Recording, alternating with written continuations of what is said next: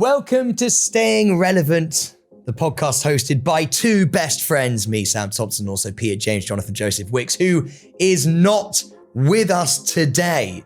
He is stuck in Cannes. Now, I believe that he's done an all-nighter, and that's why he's missed his flight, because he has missed his flight, and there is no way that's just because it's down to like traffic. That's because he's had an absolute bender in Cannes, and he's been like, I just can't be fucked. So, we have a guest. This is the bonus episode. It is still my sister, Louise Thompson. Now, remember, as well as listening, you can watch us now too. The full video is released on YouTube every Friday after the audio is out every Monday. Now, before we get started, make sure you hit follow wherever you're listening. That'll mean you're going to be the first to know of each new episode. And don't forget to keep sending these questions you have and any emails you have for these bonuses, because it is all about you, to hello@srproductions.co.uk. That is hello@srproductions.co.uk. Now, Louise, welcome back. You haven't fucking left because it's the same day we're filming. Are you enjoying yourself? I've actually had a great morning. You haven't touched your matcha latte. I did. I just had a sip. I didn't want to be like jangling it around the mic because I know how annoying that'd be with all the icy bits. I could do that though if you want. We've had so many messages, so many questions for you. Like more than I think we've nearly ever had. So obviously people are quite happy you're sat here right now. Some of these questions have been written by the powers that be, that being producer Pippa and they were good questions. And producer Galena as well. And I know that this one's come from them. Can you imagine Sam as people's actual boss? Now that hasn't come from me because I can. But what's your view on me being a boss of a team? No, like you don't have a laptop. Like Sam doesn't. Do you have? Actually, we can't even say this because it's so embarrassing. Because I helped you set it up. Well, I remember setting up your Hotmail account once, which had like a swear word in it. Yeah, I remember this. That was your email address. I've still got it. You've still got it. Mate, do you have a professional email address now? Yes. He does have one. No, I've got a Yahoo. Have you ever opened your work but wait, email? he goes, no, I've got a Yahoo. It's like, yes, Sam, that is an email address. That's not even the one you're talking about. He Pippa. has a work Gmail account that's well done. Been left unopened since June 2024. SAMTHOMPSON@STAYINGRELEVANT@gmail.com. No, that's not. No. yeah. If anyone wanted to guess, that's probably what it is. I'd go with Sam@StayingRelevant.com. If you want to harass and send loads of fan mail or hate mail to Sam, then I'd go with that one first. And what's it like being a boss? Like, how do you integrate into that role? Like, how do you like identify as a boss? Because I'm the cool guy. You need someone to tell you what to do most of the time. I actually had a conversation with Mum about this a couple of weeks ago. That's fucking rude. She actually offered to go round to yours to help with all of your admin now that you're single. And I was like, the problem is if you do that, he won't learn and he won't do it with you. So I was like, you have to basically lock him in one room with you and then educate him on how to do it so that no one else has to do it again. Oh God, this is a terrible. Now I know why you weren't invited on the podcast. This is a terrible idea. Do you know what? So just going quickly back to the emails, Louise sent me up an email with a swear in it called, this is when I must have been like 12. And I was like, I feel like I need an email to log into like MSN and all that kind of stuff. And she sent me up one without me realizing what it meant, called FCUKWit@hotmail.co.uk. Isn't that so weird? She set me up a fucking Hotmail called fuckwit.co.uk that I then started using as my MSN thing that I was trying to talk to like cheekers with at fucking 12, 13 years old, called fuckwit.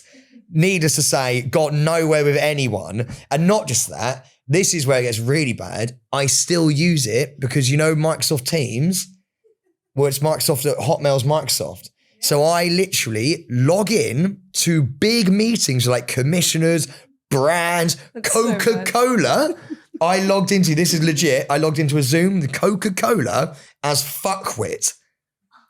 That is so unbelievably embarrassing. Mate, I literally walk in and I've got a text message of the agents immediately being like, take down. And I had to be like, I'm so sorry. This is from years ago. You could put like an alias or like a different name. Because I didn't know. I don't understand Teams. Yeah, it's a lot to get your head around. Yeah. We were actually talking about MSN the other day. Did you ever do Habbo Hotel?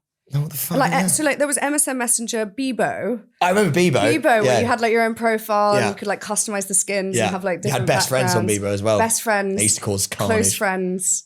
And then Habbo Hotel was really weird. You basically had, it was like a chat room and you'd go on, but it was like kind of a sexual chat room and you'd like bump into other people and they were all like little characters with big heads.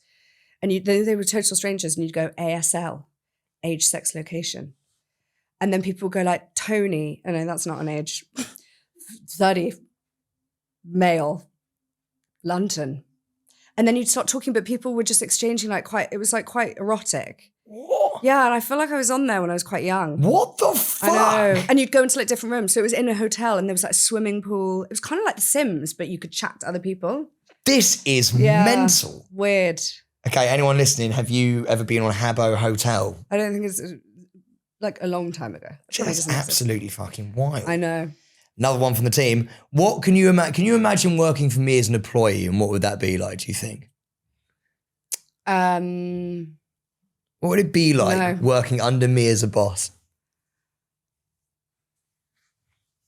I think that. I think I could just get away with everything. Like I think that it would be like. I wonder what it is like, but I think that it would be, I do think about this sometimes because I employ a couple of people and then I wonder, because you're around at the house quite a lot, I sometimes think, I wonder if they think it would be more fun to work with Sam because you're really, like just fun and silly like all the time. But then you do have a serious side when it comes to work. Like you're obviously incredibly successful and you're incredibly busy. So like you make it work. Do you have moments where do you ever get angry? Like Never. No. Never. I could never get angry at the team. I couldn't do it. I don't think I've ever had a strong word with anybody. I don't think I've ever had even a slightly strong word. Have you ever sent an email? No, never. Have you ever set like an agenda meeting? Have you ever hosted a meeting? No. Sometimes they have a meeting every Monday, and I join every now and then, sort of like halfway through, and go hello, crack a couple of gags, and then leave. Well, that's kind of ideal. Like you're living your best life. So you kind of got this like balcony view where you just dip your toe in if you fancy. Anything that they can learn. On like how to deal with to deal with me. I think this one came directly from Pippa. Okay, good question. How to deal with Sam effectively? Because there should be like a manual. Because it's not that straightforward.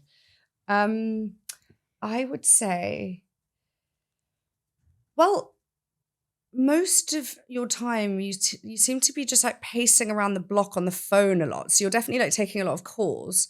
Well, look, I know that you speak to your team a lot because you're constantly unloading all of your problems on Pippa. So maybe they might need to just set some boundaries and go, okay, Sam, so like this is a professional outfit and I'm not your therapist. Start there. How does Louise even know that I call you all the time? I don't know. Must be a lot. Because I bump into you like every day. You're just, if anyone wants to find Sam Thompson, obviously I'm not going to say where we live, but if they want to find you, you're normally just doing laps like around the block. Sam does a lot of walking. Like your step count must be 50,000 at least a day. It's just, there's like a lot of just like very serious conversations happening. Earpods in always. And that's you. What are other advice? I called Pippa at 11 p.m. a few days ago. Is that right? Actually, I need to ask you, is that bad? Like yes. Like, is that really unprofessional? Well, look, I mean, you've got a good relationship. What were you calling her about? I can't remember. It was something. Oh, I got a date. You're going on a date? Well, yeah. And so you called. That's actually nice. You wanted to celebrate? Well, I just wanted to or tell. you wanted to tell someone? Just wanted to tell someone. Or you wanted her to check your the girl's profile? Sam basically just outsources like every job. So you're probably going like, hey, have you got any pickup lines? Can you research this for me? So 11 p.m. is too late for a phone call. 11 p.m. is too late. I think like try keep it within the window of like 8 to 6. Okay, fine. Yeah. And then anything after that is just like, so boundaries is something that we need to work on then. Yeah. Yeah, because if things ever get a little hairy, like you don't want to be known. You don't want a reputation for unloading on people. I'm kidding. You guys are good. I think you're probably great to work with. Like people love working with you. And the thing about like us, I'd say like as Thompsons is we're very like loyal and we're not good with change. So once we like bed in with people that we work with, we're like in it for the long run. Like herpes. Honestly, mate, once we fucking dive in. Or like my chronic condition, you can't get rid of it. Mate, it's the thing. It's just we have flare-ups. We are flare-ups, basically. We're just a fucking flare-up. And you can't get rid of us. And we're just there. Sometimes we go into the distance. It's like me and the team, actually. I'll sometimes just fade away into the distance and I'll just fucking flare up for a month and just be there and then just bounce again. It's true. We are the flare-ups. That is such a bad way of looking at us. And look, I feel like this is, God damn it, an email for you. And it just says, what do you think of Sam's new mullet? And look in general. Why has everyone got a mullet these days? Like, what is this mullet thing? I feel like it was an Australian thing. It's like moved over here. I think it suits you. I think it's good. Do you know, Sam actually travels to like an hour outside London to go to someone's house, this bloke's house, to do his hair. Like, that is how coiffured you are. What the fuck does that even mean? I don't know. It's like French for hairdresser or something. Have you ever spoken to that guy? Like, he used to do my hair, maybe like years and years ago. Yeah. Has he ever mentioned that? Yeah, of course he has. Like really, really long time ago. Yeah. Which is so funny. It's so full circle. I travel all the way to Ripley in Surrey to go That's and get my mullet shot. Yeah, like you can't. It's kind of like Sonic the Hedgehog, you know, with the like little bits at the back. Awesome. Can't wait. I can put that on my dating profile. It's looking quite. It's looking like thick, which is good. Like voluminous. Do we like? Have you ever spoken about the hair? Yeah, I'm going at the end of this year. I haven't said. Yeah, I've decided that I think I'm going to go at the end of this year. Ryan is worried about his V's. So Ryan doesn't fucking need it, man. Mate, your hair's looking. I look like Friar Tuck up top, and it's not good at all. Do you not like mullets? Can I just say what that is? Because I always try and reassure Ryan with this. Guys that have like higher testosterone levels lose their hair. So in a way, it's like if you're more of a man, you're going to go bald.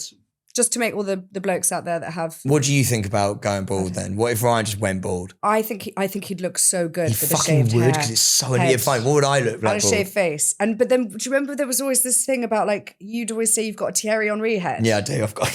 So if you went bald, what is it like? A little like shelf Jason at the back? Statham. Yeah. I've got like a skull that comes out a little bit at the back. I think I've got that as well, like a ridge. Yeah. Yeah. Now this next question is a biggie. This is what I think everybody wants to know. This is set the record straight here. Right. Seeing you were looking at houses in the country, is this true? Are you moving out? How will Sam cope when you aren't next door? We all want to know this. That noise actually is quite loud now, it's isn't fucking it? mad. Well. Yeah, I know. So we've got a new studio. There is so much banging and soaring going on. There we go. It's like I've got a little bumblebee in my ear. Like there we go. I'm kind of struggling to concentrate on your questions. I'm about to go next door and really politely ask them to fuck off. And I've never done that before. I'm not a confrontational guy, but I could possibly take one for the team here and be like, look, guys, we're going to have it out here because we can't do this. We're recording a podcast. But look. Okay. Remind me what the question was. Seeing you were looking at houses in the country, are you moving and how will Sam cope when you aren't next door? So we are really excitingly buying somewhere that's outside of London.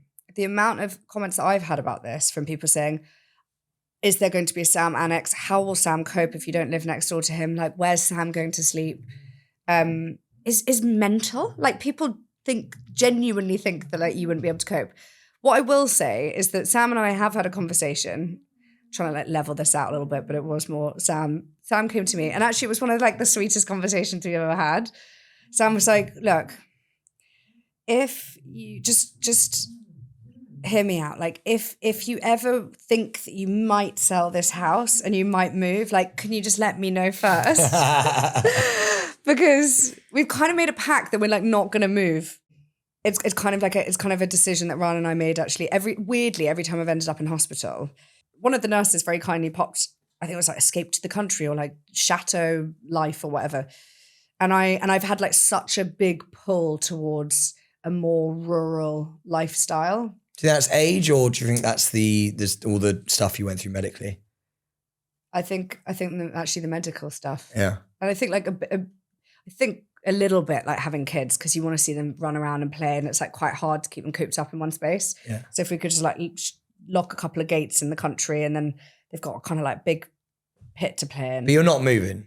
Not moving. You Setting promise? the record straight. Swear to God. Sam. Look down the barrel of the fucking camera now. I would not do that to Sam. Yeah. He would be helpless. And? And I promise I will never sell that house. Yeah, there we go. As long as Sam lives next door. As long as Sam is alive. Oh, Yeah. wait, as long as... Fucking hell. As long as Sam lives... Yeah, I just have to kill you to move. As long as you live next door. But wait, then who... And look down the camera, please. And I will make a door that goes through the wall in the garden so we can all just go into each other's houses as and when we decide we need to. Well, I can't say that. Why? Why? Sam's bright idea recently with this like reno that he's doing again is to get is to basically like, we've got a barbecue in our garden. We kind of like dug our garden down, so it's actually a lot deeper and the wall is higher. So we like really struggle to see each other. Like you can't just like jump and go, hey. And so Sam's idea was to create like a latch and like a sliding window so that he could just like slide it open. But then he was like, don't worry guys, it can be locked. But so on both sides, like the amount of admin to like dig into the fences on both sides to then Not that just like much slide the admin. door like, hi. I'll deal with it. And then we can like pass a piece of fucking halloumi over the gate. I Yeah, don't know. fucking perfect. You're I don't like even see your climbing through faces. there. But no, I think that actually would be nice. Like, but you can pay for it. Fine, done, deal. Okay. So, just quickly, that is confirmation then, right there. Louise Thompson not moving out, just getting a country pad, just there she goes. Escape to the country every weekend. Yeah. Can I have a key to your country gaff? Sam, you never go anywhere. I would if you had a country gaff. No, you wouldn't. I could bring a I've date. invited you on holidays that I'm paying for. Like, come to Greece this summer so that you can actually like switch that Can't. noisy brain of yours off. Oh, it's rude. It's true. And you're like, oh, sorry. Like, have you seen my schedule? Oh, I would like a key, please, to the country house. Okay. Now, this is another one that We can have. Actually, Mum did say, like, can I have a room there? I was like, well, no, everyone I'd get in have a line, room. mum. Fucking hell. Well, also, actually, the main reason for the country house was get away from us. was so that I could host Christmas. Oh, that's lovely. Isn't that nice? Yeah, that's nice. Like, to be able to do a Christmas where everyone can stay over, because our parents have always lived in London, so we never really had that, like, let's get everyone together. This email has come in.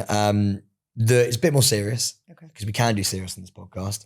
And this is the one that came in the most out of every question. I even got asked on an aeroplane by the captain when I was on the way to Guatemala. It was about his wife, actually, but this is just an anonymous. Just been diagnosed with UC. Some advice on how to get my head around it, please. Okay, big question.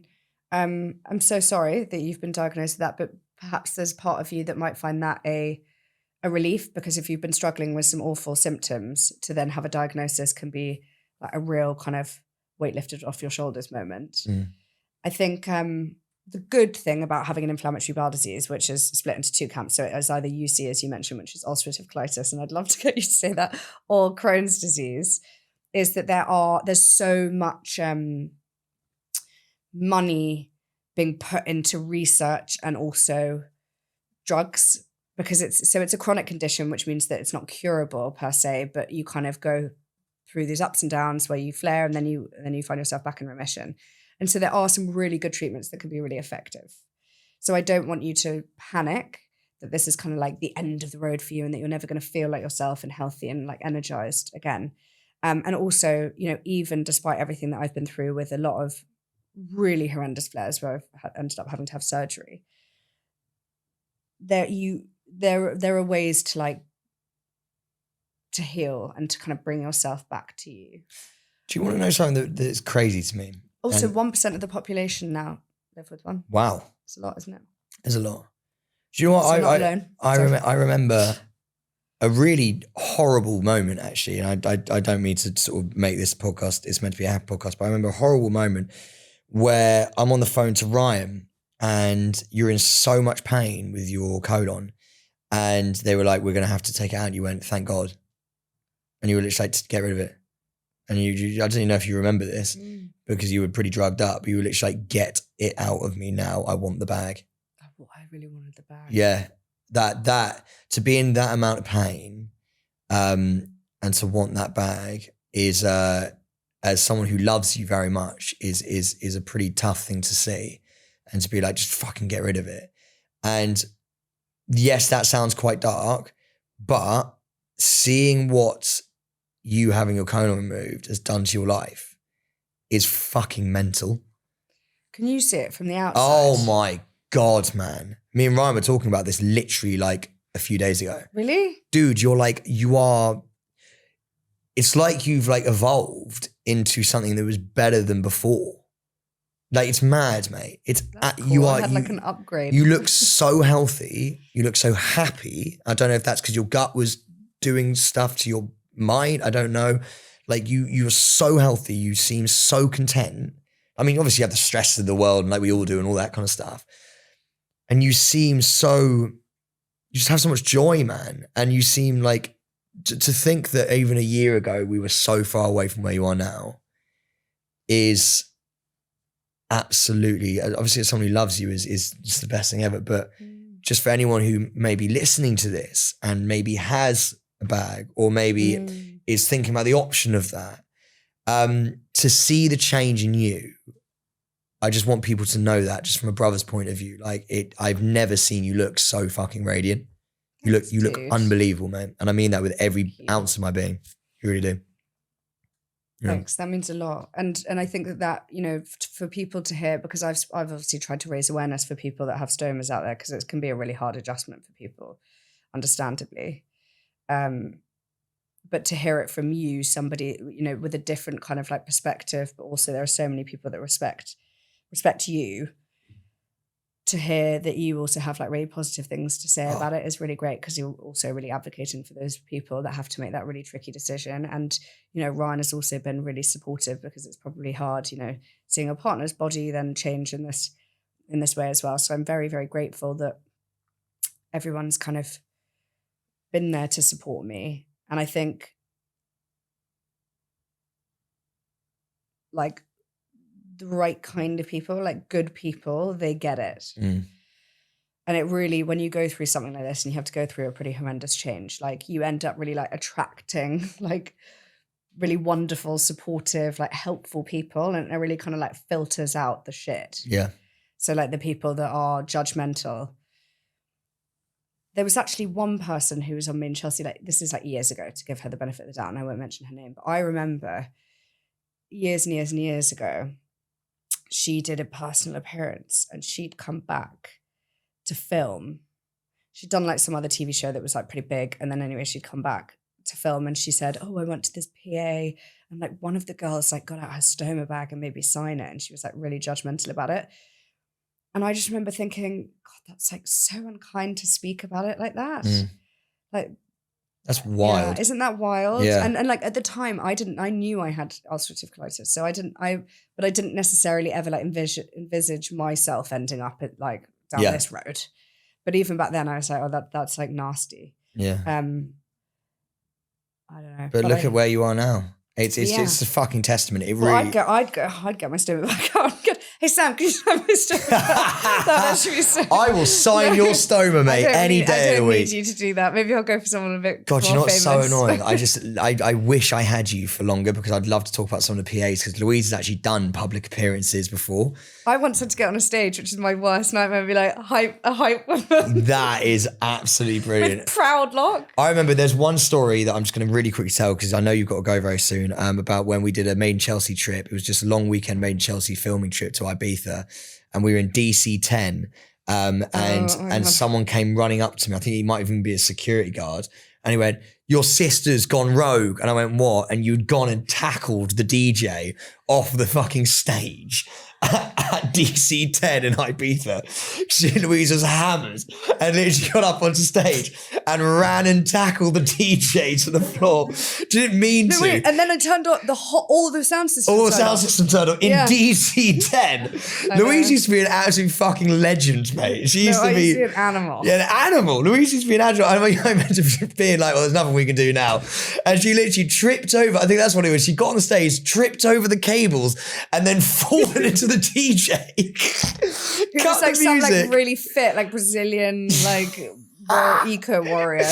Cut the music at DC-10. The cast have made a burn. Yeah, I know. And like literally, but then we all had to leave with like towels over our heads. Yeah, it was a real tough time. Wait, can I just say, you're like making that all seem like this like quite like funny story. I feel like you hated me during those moments. I was literally... we were staying at Emily Weller's house. Yeah, that was such a beautiful house. That was great.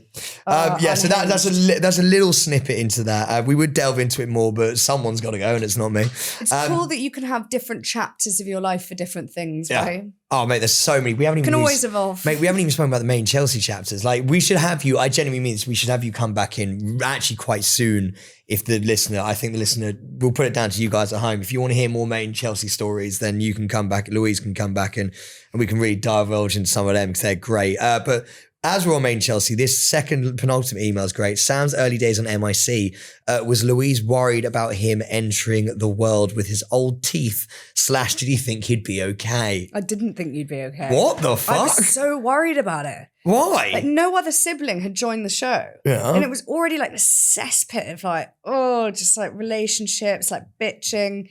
The public were brutal. I remember honestly like things would trend on Twitter at the time. Instagram wasn't a thing, so it was like all verbal, just like nasty words. And it was like Team Lucy, and everyone was like, Lucy's so much prettier than you. And I was like, this is cool. I've been cheated on, and now everyone's just calling me ugly. Like, not done a single thing wrong.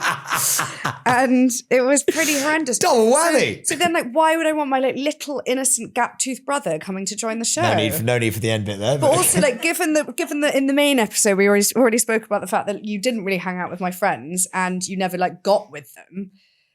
The whole show was forged on relationships. So I was thinking, like, well, what's Sam going to come on and do? Like, just start like. I couldn't picture it. What I'd love to know, like, why you wanted to do it. Because I knew. At one point, I think you did tell me that this has all been part of a master plan. Yeah. Look at where you're at now. Did you know? I knew when I saw the entertainment industry, which sounds like porn every time I say it. It just doesn't sound right, but the entertainment industry. Yeah. When I saw that, like, that was a thing, because I would obviously be around it. I was working at a bar when you were on Made in Chelsea. Yeah. And I was like, God, that seems super fun. And I was like, I haven't been on a date before. I was like, I've never been invited into a nightclub. And I was like, all I want is to just be cool for about 2 years. And then I'll go and get a normal job.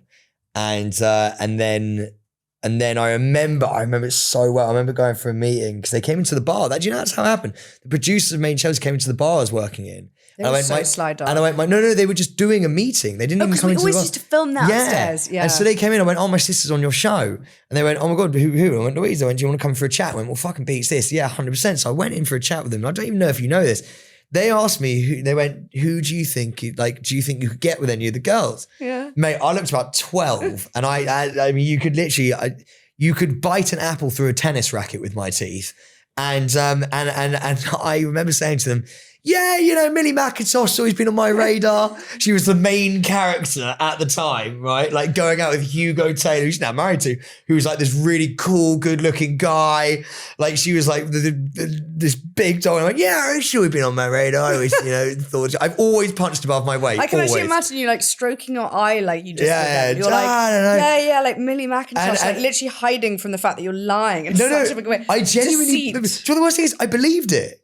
You actually believed it. I believed that I could. I have no idea why. Do you know what I remember? Fran Newman Young. Message her now and be like, by the way, Sam thought he had a chance with you. Do you know what I remember? Fran Newman Young. Do you remember when she came on a date round mine on an episode of Made in Chelsea, and I genuinely thought I was going to kiss her. I held up mistletoe. She rejected me. Yeah, and you made a mixtape, and I actually weirdly spoke about this on my podcast the other day because you had like a frying pan covering your bits, and then the show used to make me like knock on the door and be like, hey, just like checking everything okay. Yeah. She was older than me. Yeah, she was taller than me. She was taller than both of us put together. 7 foot tall, yeah. Oh, man. I remember to get her jacket off, I had to like stand on a box and like get her jacket off. But that's the thing. You were brought in as like the comedy element. Oh, I didn't think it was comedy. I was like, I've got a chance here. I genuinely, but that's how, that's. But you remember, I even remember, and this was just like awful. It was like hard. Like we'd do these event days and you'd have to go to a big hotel in the country. Like we're in some like stately home. Yeah. And everyone would be like in this like this big room. And like people would be like clumping together in these groups. Who did I chill with? But you'd sometimes just be there on your own, like in the corner, just on your phone. And I was like, oh, but I was trying to make friends. Yeah. And I was like, oh, this is far from ideal. Like I'm trying to put in a shift, like do my good work, my best work to try and make new friends and then you had try me and just like dragging make you someone down. fancy me. And then I was like, great, now I've got like this like tag along that's like really lowering my street cred. Like, do you know what the thing is? I went up to Louise, I remember so well. I used to come up to her on these main Chelsea event days that she just said, that I used to come up to her and be like, hey, do you mind if I come and join you for lunch with you and your friends? Because no one wants to go for lunch with me. Because all the boys would go for lunch themselves and they never invited me. So I'd just be sat there and I was like, I either go for lunch with the crew or I'll go for lunch with my sister and like Binky and Rosie, who were always really lovely to me.